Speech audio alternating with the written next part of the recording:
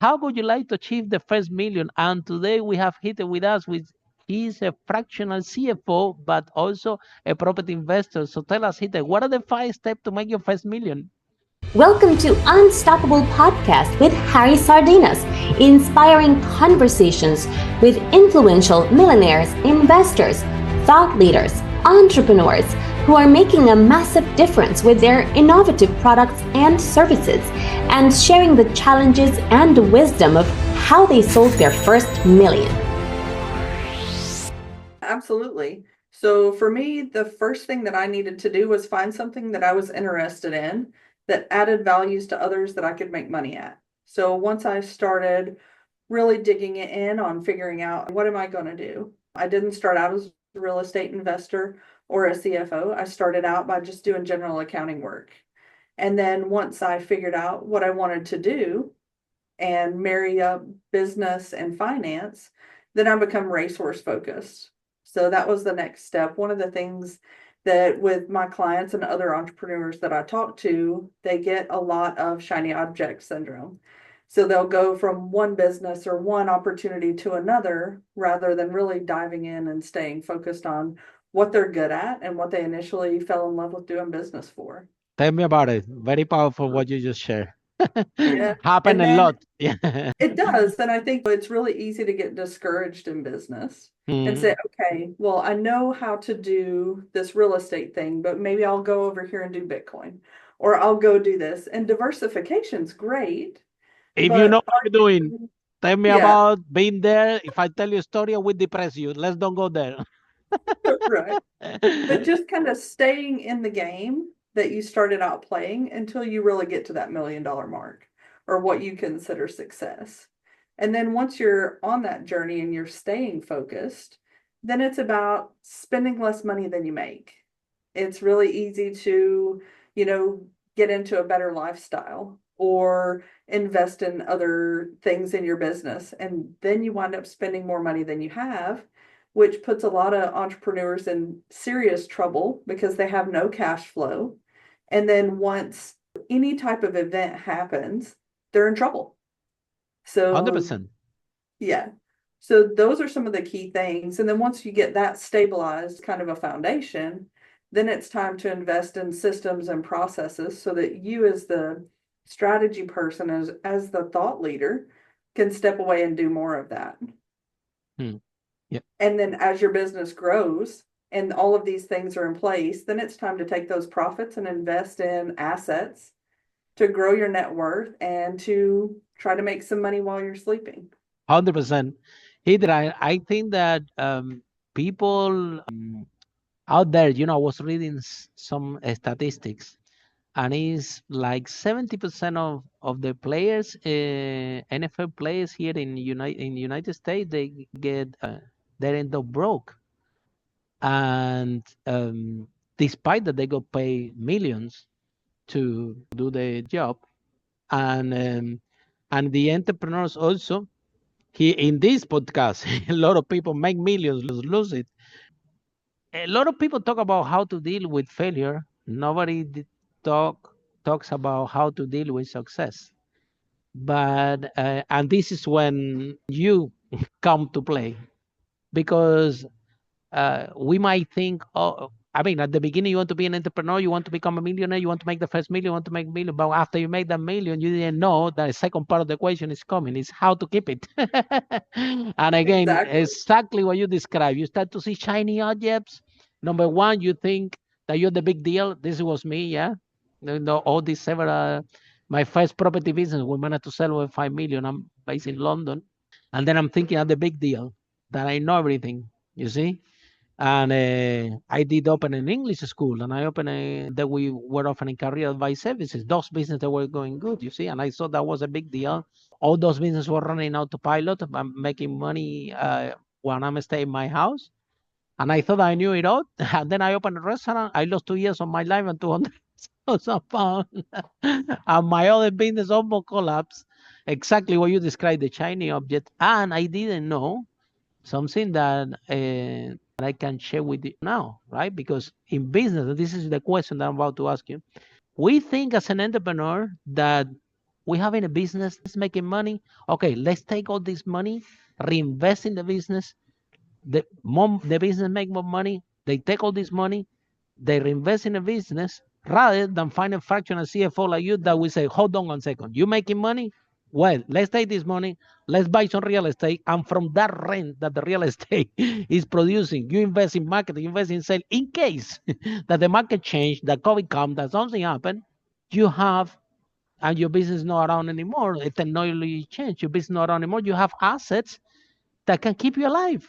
So a lot of people miss this part of the question. What happens miss this part of the question is that you make it the million, you lose it. You make a million, you lose it. You're like a, so tell us here, what plan or what is your message for entrepreneurs out there that they are not aware that they think number one that the business is making money, they are the big deal, and they taking all this money and reinvesting in the business.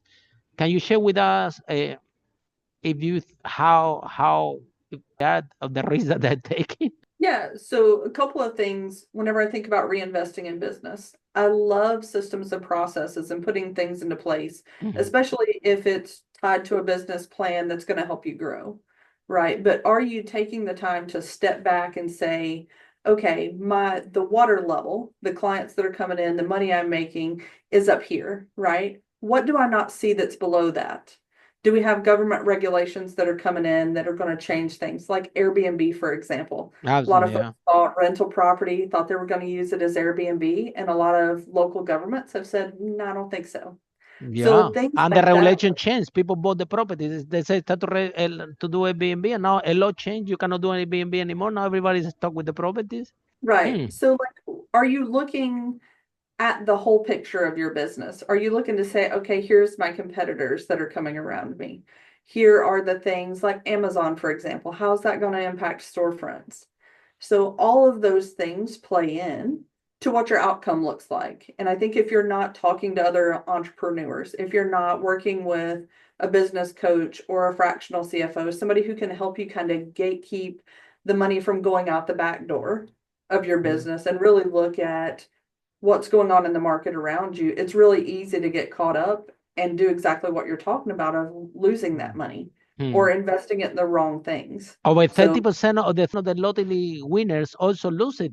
And you taking me people that handing over millions. I'm like, what? And they lose it or they file bankruptcy. So he did tell us more, because people don't even know that. I mean, let's be honest.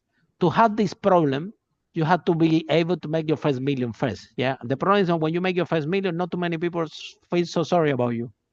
You know what I right. mean? They don't understand that you have a problem. Oh, look, his problem. He just make a million. He just want to keep it. Oh, this is not a problem. You see, this is how people perceive it. But it's actually a problem. Huge. You It can is lose. because You can lose everything you work for. Yeah, doesn't really matter because the knowledge in your head and you always can produce it again. But nobody wants to work double. Do you right. think? And people right. And people also don't think about like, okay, as a business owner, how many other families are you responsible for? So if you shut your door, Absolutely. if you're one of those, Mm-hmm, how many other lives are you impacting? So, and for me personally, even if you haven't made your first million yet, like it's never too late to get started. So for me, absolutely. I was able to, there's 1,000 different ways of going about it. I was able to use an old 401k account that I had to get started as a real estate investor. I didn't come from Wow. money, so I could use like a self-directed IRA to get it started investing, to learn about the process and really kind of grow as an entrepreneur without having quite as much risk. And I was doing this Mm-hmm. while I was working a corporate job as well. Wow. So it's really how you think about it. We all have the same 24 hours in a day. What are you going to do with it? Are you going to go out Mm-hmm. and network? Are you going to learn from other entrepreneurs and investors? What are you doing to kind of stay sharp with some of Mm-hmm. these things and get to where you really want to go in life? And actually, the life changed completely when you work because you want to, not because you have to. Oh my God, the way that Yes. your life changed. It's completely. It's people think now you're gonna make a million and you're gonna become a millionaire and you're gonna be on the beach and you're gonna have holiday all the time. It doesn't really work like this. You see, when No. I made my first million, even my accountant told me I didn't even notice. You see, and the whole thing was, oh, I want to make a million. Then after I make it, after 3 days, I'm like, well, you see, what was the whole fuss about? You know, then Right. so however, what is beautiful is to learn how to manage the income effectively so you can design a life where you work because you want to, not because you have to, and because of your basic needs that your lifestyle requires. Yeah, for me, for example, I travel a lot and I do this conference around the world and things like this. Anyway, the so what is the that your lifestyle requires, and don't spend more what you make. But how beautiful it is if you, for example, spend, let's say, $10,000 a month, I don't know, car, your rent, traveling around, whatever, yeah, and all this money come for property as a rental. You know Yeah. how you see how beautiful is your life? That you can go on holiday wherever you want. You can work wherever you want. If you want, you see, you can take this laptop, go to Thailand, whatever, do a podcast, do whatever you want to do. And it's completely way of how you work.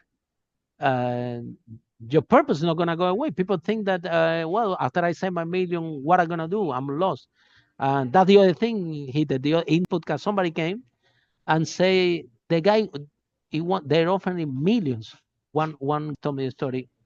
They're offering million to sell the business. The guy doesn't want to sell the business because he was afraid that leave community, that what people are gonna think about him, and he doesn't know have any friends that they are business owners with exit. So he feels so strange that he didn't want to sell it. So a lot of people, because of fear, don't want to go into this transition, don't want to be your friend without knowing the huge risk that they're taking by refusing this, because the market can change, the law can change, anything can change, COVID can come, you name it, and that's it. You go to zero really quickly. So Right. tell us a little bit more about how important is the job that you do, because I don't think that people are aware. Yeah. So a lot of what we do is really what you were talking about there. One of the first things that we do with our clients is really figure out their why. Why are you in business? What are your goals as a person? Do you want to? I'm a big traveler. I love to travel. I will spend Hey, me almost too. a month in Europe coming up soon. Just because that's the life that I want. And then whenever we have that figured out, then we can reverse engineer your business and your investments to align with Hmm. that so that you can generate that cash flow that you need every month. Or you partner up with other investors and people who are working on similar projects that you understand so that you're not the one doing it all. I think one of the things, and I talk to my kids about this a lot, this, like being an investor and being an entrepreneur, it's not a solo game. Like if you and I can mastermind together and we can talk to each other and we can have better ideas and better ways of going forward, that's what it's all about. So that way I can't teach myself things I don't know. That's impossible, but if I can listen to others and be around them, it gives me an opportunity to learn more. And that's one of the reasons I love working with business owners and kind of taking them through this process so that they can create this generational wealth because they're already working hard. They're a different class of people. And then it's just making these fine tuning steps and processes along the way so that they get what they want in the end. And they're not stuck with a business that they can't sell or Hmm. they don't want to sell, Hmm. that they're getting Hmm. the life that they want along the Sometimes the way. kids don't even want the business, Most of the time they you don't. know. So now what happens? You know what I mean? Somebody else can take it over. Can be, you know what I mean? Can be packaged in a different way. Can have a lot of solutions. You know, a lot of businesses after having a good cash flow, good client base, and everything. That's what happened. The get old. The kids doesn't want it, and a very good healthy business operating for so many years kind of disappear.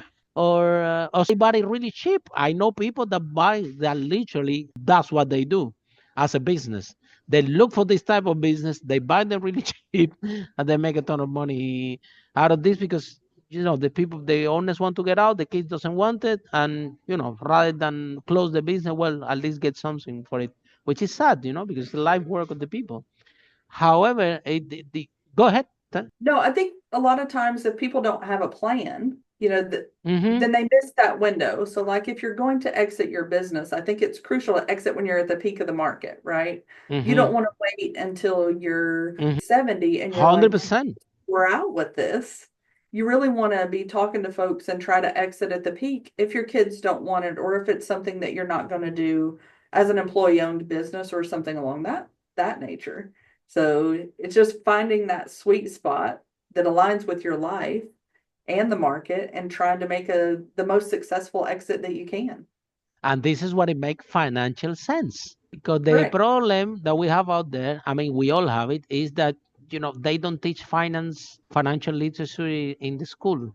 And a lot of entrepreneurs go out there handling millions of dollars, but they don't have what we call it. You see, this enough knowledge about financial literacy, because it's a difference between being an entrepreneur and being an investor. The difference is that when you are an investor, money works for you. You are an entrepreneur, yeah, you can make a lot of money, but you do have sometimes you have to be around. Otherwise, you can actually set it up that you're not around. However, being an investor completely different ball game. The money is working for you 24/7. The money doesn't get tired. He doesn't need holiday. He doesn't need 1 month in Europe. You do. The money not doesn't. It's completely different concept. I think that to become a great investor, before somehow you need to even have a deep understanding of what business is about or being an entrepreneur. But Yeah. being an entrepreneur, if you are a good investor, yeah, good chances are that you were before a good entrepreneur. But you are a good entrepreneur, that doesn't mean that you're going to be a good investor. The thing doesn't work in the other way until you learn these financial literacy. Because again, what you were saying, there are different principles. Exactly like this. Some people build the business and they're making the business their lifestyle. They want to work in the business their whole life. But what it makes financial sense, I don't know, is to sell this business at the peak, okay? To prepare it to sell it at the peak. And then, well, if you like this business, become a coach, become a mentor. I don't know, help other people to be the same thing, but you're already out at the peak. The second is about here about managing the risk and level of exposure that you have in the investment. Because at the end of the day, an investment can work really good, but how diversifying, okay, can be, in theory, I mean, in theory is very good, yes, and it sounds really good. However, a lot of people, I'm telling you, because I know people that have a lot of ton of money in real estate doing very well, and you know what they do? They take all this money and say, hey, I got to invest in crypto without knowing in crypto, without knowing anything about cryptocurrency. One of my friends, real estate investor, she came to me, Harry, these bitcoins, I need to take this money. Can you help me out of the wallet? And I'm like, you're 60 years old. Your property things are doing well. Why are you taking your money to put in this thing that even I'm a tech person. I don't even understand how to take this money out of this wallet thing. Why you do that? So Heather, tell us about this. Sometimes even people become good investors in real estate, but the way of they think of deviating when it comes to diversification. So what is your principle about diversification, and what do you recommend to people out there to do this in a sustainable way? Yeah, absolutely. So I'm going to go back just a little bit further and touch on the financial literacy part as well. So this is where it takes a long time to become financially literate, and it takes a lot of Absolutely. exposure. So that is, again, that's why I work. That is the sole reason I started my business. It took me 10 plus years to understand finance the way that I do. And as an entrepreneur, you I'm can't still get there. learning. Yeah, I'm still just to learning. get, yeah, just to get It's not started. easy. Yeah. No, and you can't expect to be great at everything. So that's why I think working with other people who may have a strong suit and something that you don't necessarily have is so crucial. And whenever it comes to diversification and all of that, I think it's the same thing.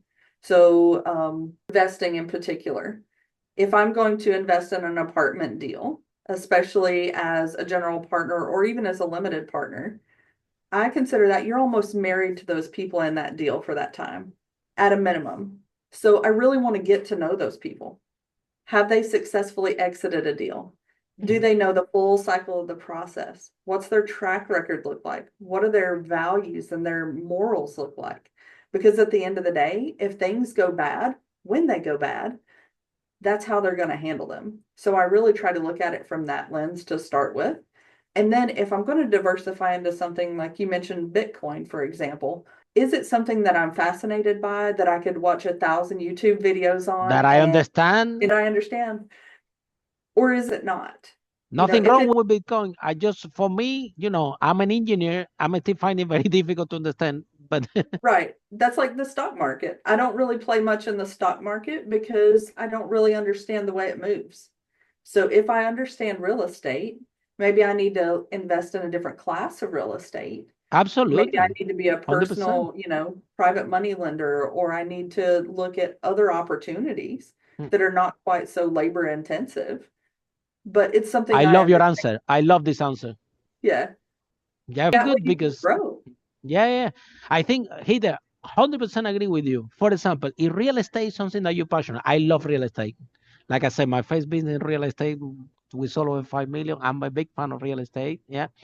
Most of my life and all the business that I built is just because of the real estate. However, if you like this, okay, exactly what you said, in something that you understand, you can play different roles to diversify. You can be exactly a money lender. Why? Because you're going to lend money for people that buy houses, something that you understand.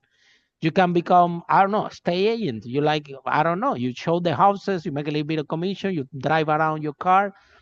Okay, you can, if you go there, you buy it by yourself. So there are different ways that in the scope that you understand, yeah, you can diversify. But I always tell to people, yeah, exactly what you're sharing. Yeah, don't invest in something that you don't understand because you have to, number one, you have to, and also managing people's money. Yeah, let's go there as well. Because, for example, with your clients, right? You said, okay, let's say, because I am a deep, I understand risk that all the entrepreneurs are taking their business, building the business. I don't think that is sustainable for them, taking all the money that they're making and reinvesting 100% in the business without a plan B. Exactly, even you say that not even making a million. But now that we have in this conversation, okay, because we know eventually as an entrepreneur, you will do hit the million mark, you can hit the 10 million, you will get there. But parallel to that, we have to work in keeping this money. We have to work in having assets, produce monthly income that can support our lifestyle because entrepreneurs, here we are the people that take more risk. We need to handle more pressure. We deserve to be wealthy, healthy, and happy. Like you, for example, very happy. You're gonna take a plane, you go a month to Europe. Yeah. I love to go to Spain a lot and to travel over Europe. Yeah. So I think you deserve it. You're an entrepreneur, you build your business, you live your corporate. Yeah. So you deserve to be healthy, happy, and wealthy. Okay. Now, a lot of entrepreneurs out there, despite that they make millions, despite that they build the business, they don't end up healthy and happy because they didn't plan the second level of what we're talking about, which is keeping this well, how to plan your finance properly. Now, get what happened? They are stressed out. They have to work double. Now they need to build a second business, and they need this money to pay for the lifestyle. And now they're not as young anymore, and now that produces stress. This emotional pain becomes physical pain. Then people have heart attack. Then people have millions. How many people with millions that you hear, oh, he has a heart attack because it was too much stress? Yeah. I have a client, 300 supermarkets. He's the CEO, and the guy, time to time, he need to check his sugar levels, need to be in the hospital. I'm like, man, look after yourself. No, we have 4,000 employees. I only listen 4,000 employees already give me a headache. Just this number, it doesn't. He likes this way, but how can you plan yourself? Because otherwise, this lifestyle can actually be damage for your. It does. At the end of the day, dealing with business, that produces stress. You know what don't produce stress? Getting money paid for rent every month. This I can tell That's you. very true. I can tell first person because I know this is the less stress thing in your life. It's actually the more rewarding. Like every month, but the money comes to you out of the rent. So okay, so he tell us how can we keep more, because people think that the work you do is only to help people to balance the finance, but people doesn't know that with that it comes a second layer, which is your mental health, your fitness is gonna be 100 times better. For example, I play tennis every Monday. You know what I mean? I can't play tennis every Monday. You see, when everybody's all stressed out in the business, I go on and play tennis and I look after my body, I look after my fitness, I look at my mental health. You know, on Monday when everybody's stressed out working, you see, I designed this like this. So they doesn't only impact that the people can have financial to be sustainable and the cash flow can create the job. So people work because they want, not because they have to. Also have a huge impact in the mental health. Can you talk a little? What message do you have for the entrepreneurs out there that they are suffering, they are stressing out, they are working Monday to Sunday, they believe in this business, they're making money and they make the same business, they're not creating the financial, and then it takes a hit also in the health. What can you tell them? Absolutely. So I know if I just think about our businesses, right? So we run two businesses, my husband and I. We Wow. just had our quarterly meeting last Friday to talk about those businesses. And a big part of that is how we're going to run our family. So we Mm-hmm. have goals for our family and for our marriage and just for our life in general. And if I don't prioritize that, just like my business, you'll look backwards and say, where did the last 30 years go? Why do What my was the kids whole not point of talk to doing me? it in the Right, same in the first? exactly. You see, Yeah. And so we plan our life out just like we do in our business. We have goals, we put them in a list, we revisit them every quarter. And that family way takes time and it money does. and money. I need to fly to see my mom. My mom lives in Spain. Well, you have to fly a lot on Spain time with her. This is thing to do. Yeah.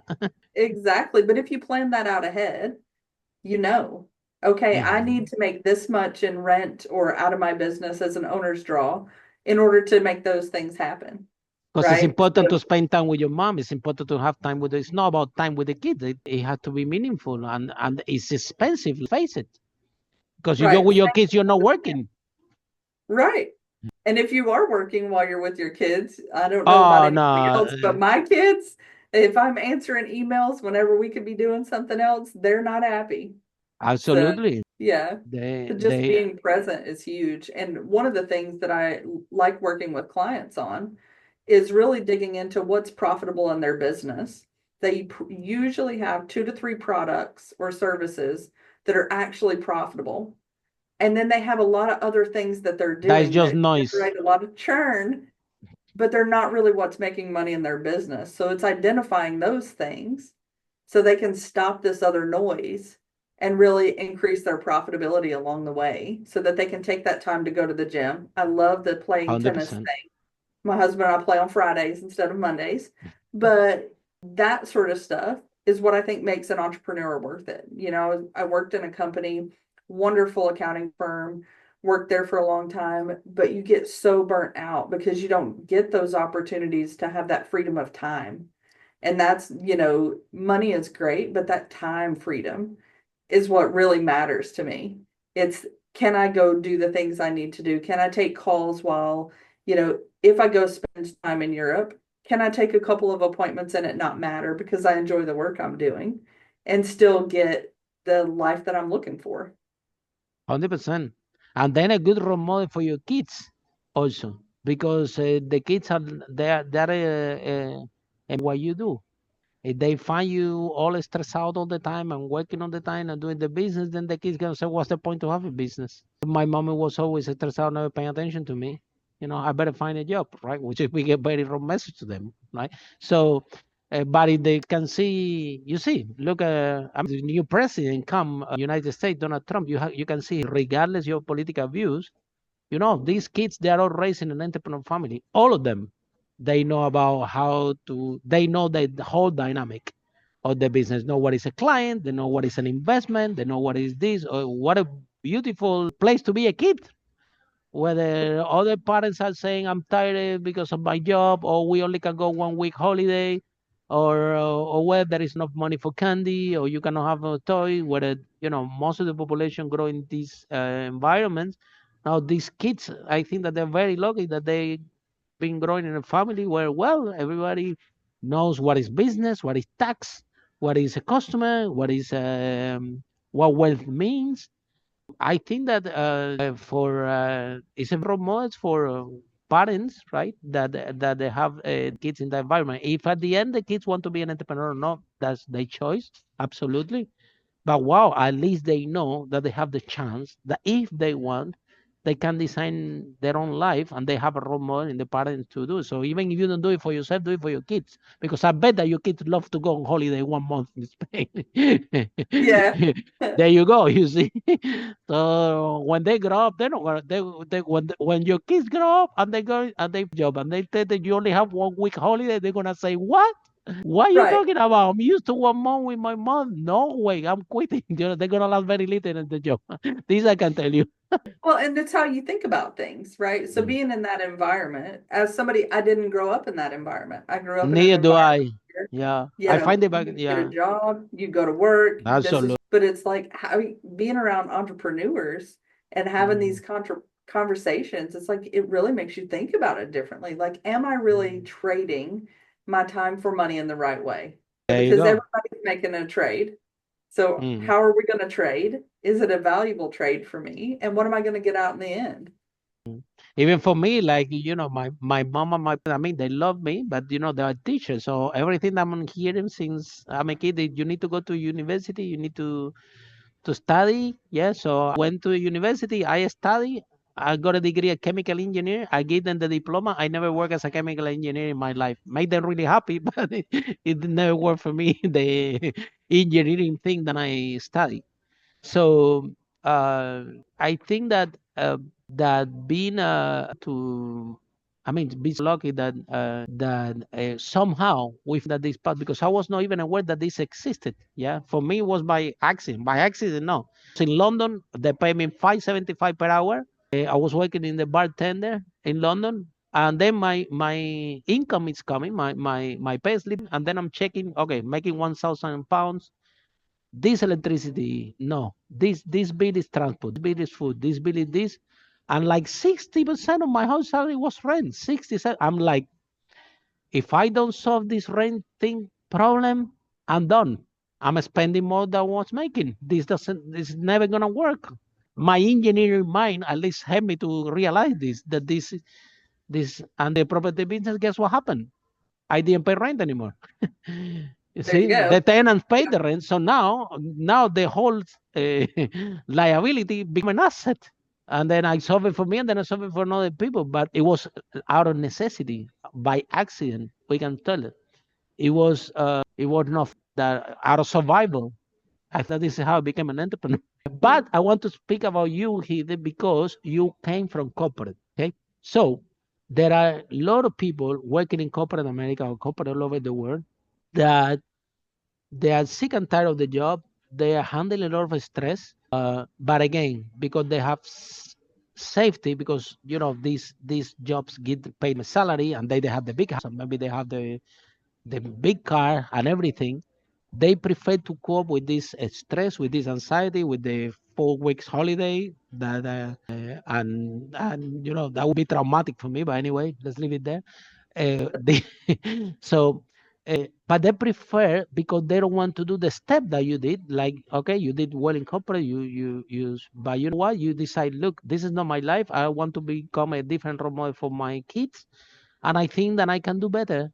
And then you took the courage to leave that and start your own business, which is completely different, because in corporate you have to be very good at one role. Yeah, becoming an entrepreneur and becoming an investor, completely different ball game. You have to become very good at so many different things that you like, things that you don't like.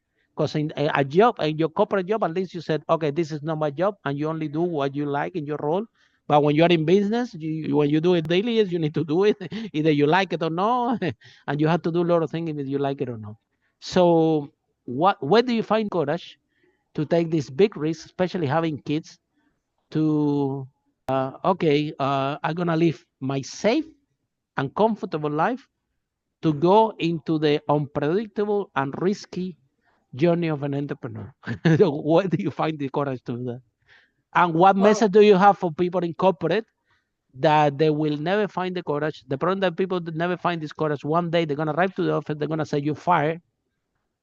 And that's it. This person doesn't have any more skills. They don't have an age. They don't have the strength. They are depressed. And now they all this big house and this big car that they have out there, it will disappear in 1 year, two, and then you're back to zero. Again, it's unfair, but this is the reality.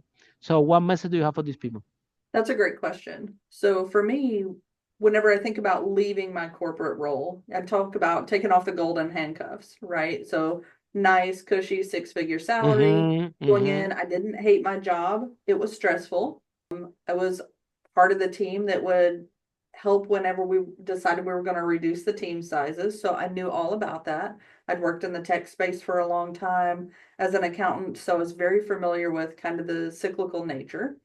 And for me, it was one of those deals where I just couldn't do it anymore. I knew in my heart that I was an entrepreneur. I knew that I could make more for myself and for my family on my own.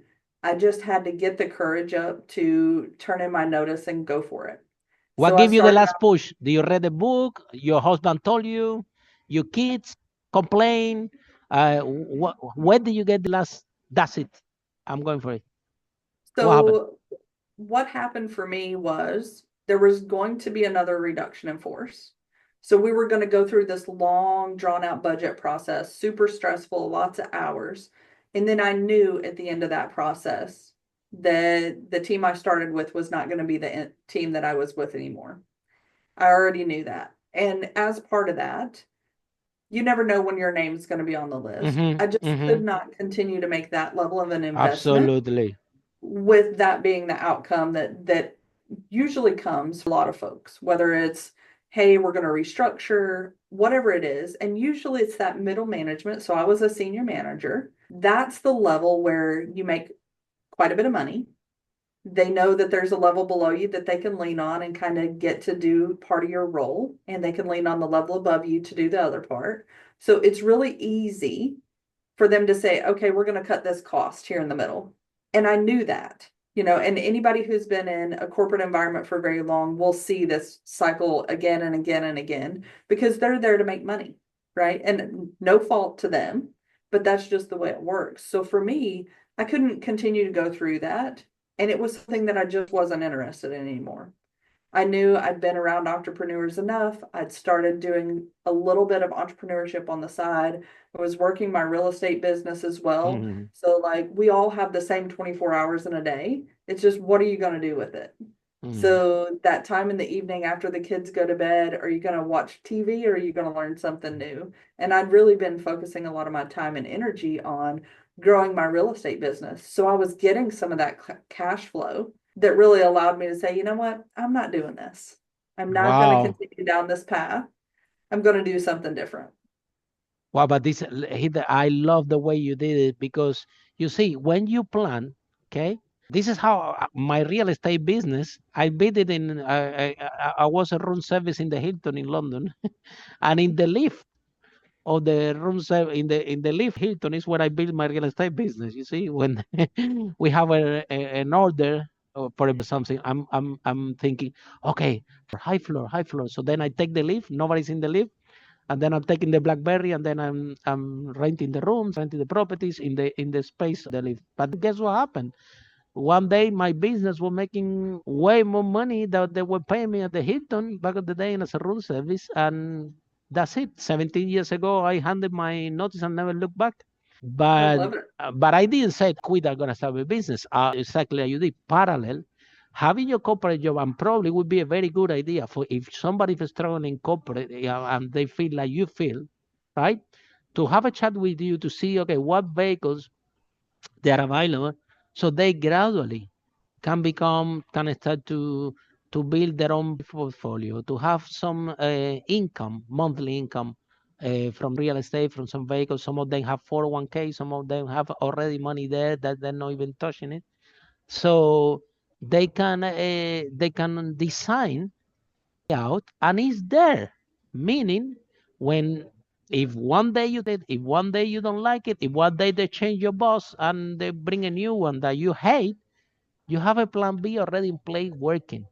The thing that it work is that you wait, you don't see the future, you don't prepare for the future, and then of the last time, by surprise, the news comes to you, and this you now you're out of job, you don't have any skills, you don't know what to do, and you haven't planned effectively. This is when people take a big hit and they lose everything. And again, it's unfair because they worked their whole life for it, right? Absolutely. And that's where that planning comes into place. You know what I mean? Like you can't have your head in the sand, especially if you're working a corporate job. You have to be watching what does the Mm-hmm. environment look like around you. And that's a skill that easily translates into being an entrepreneur. So if you see that the market that you're in today in your corporate environment is really about to struggle, there's regulations that are being talked about, the market shifting, whatever's going on, you have to have your finger on the pulse so that Mm. you can get ahead of that and have the plan exactly like you're talking about. And that Mm. way, for me, it's having that control of my own destiny.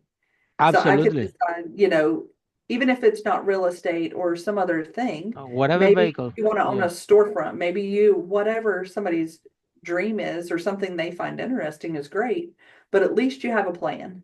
At least you have something else you're working on and you're not just stuck with this Relying way of thinking. Yeah, relying in somebody else's finding your future. Because at the end of absolutely. the day, you see, the business, yeah, can be great, but the business might outlast you, or might not outlast you. So if you are an entrepreneur, they build it to exit. Plan properly, build it, sell it at the peak. Trust me, you will find something else to do. And Absolutely. if you lost, talk to me. I can give you a lot of things to get you entertained. Yeah, we can take you a tour all over the world to do conference if you're really bored. Yeah, so please build businesses. Hit and share with this to sell it at the peak because this will make financial sense. Parallel to that, make sure that you start to work as the priority, making money as the same priority as keep it. This has to be one parallel. Yeah, and a lot of us as an entrepreneur, we only focus, well, let's gonna make a million, let's gonna make a million, let's gonna make a million. Nobody thinking how to keep it this million. Yeah, and it has to be done parallel. Okay, so thank you so much, Hitler, for this interview. I have been very productive. Can you tell us, if people are in love with this conversation, how can they find you? How this process works? People that they identify with what you just shared, or the entrepreneurs that at least they agree with what we're discussing today. That hey, diversify the money you're making in your business. Don't reinvest everything 100%. If you reinvest, make sure that it's in a vehicle. If the marketing strategy is working, the way it's working, reinvest it effectively.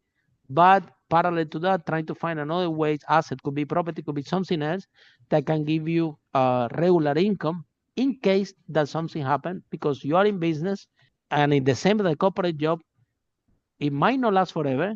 And the same way that your job is not going to last forever. Yeah, anything can happen, and you have to have a safety net and a second plan because being is not only about making it the money, is no is keeping. You don't want to be that story. Oh, make a million, I lost it, and this is life. You're in the couch. You see all telling the story that how you fail things like that. Yes, just prepare for long term. So how people can find you? Yeah, absolutely. I really appreciate you having me on. And one of the things I was thinking about as you were speaking there as well, I've always heard that revenue is for vanity and cash flow is for sanity. So if you don't remember anything else, I hope your audience will definitely remember that. And if you're looking to dig a little bit deeper into the finances of your business and you'd like to chat, even if it's about you're thinking about leaving your corporate job, I would love to have a chat with you. So you can find me on my website, the Summit Blue or the summitcfo.com, or you can reach out to me an email at heather@thesummitcfo.com. Thank you so much, Heather. That's been fantastic. And for all of you following this broadcast, see you in our next episode of Unstoppable. How brave entrepreneur like Heather break that wall and achieve the first million. Bye for now. Bye. Thank you. Follow us for more interviews with world's most influential, audacious entrepreneurs that overcame challenges and adversity, providing you with the blueprint of how they sold their first million so you can grow your business exponentially.